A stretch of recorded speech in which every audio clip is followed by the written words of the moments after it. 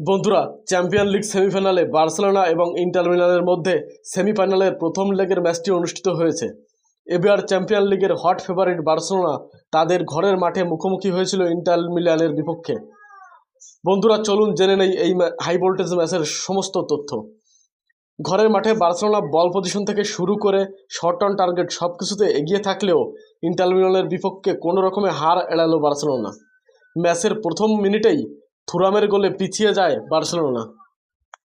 এরপর আবারও 21তম মিনিটে ডুমফ্রিসের গোলে 2-0 গোলে পিছিয়ে যায় বার্সেলোনা।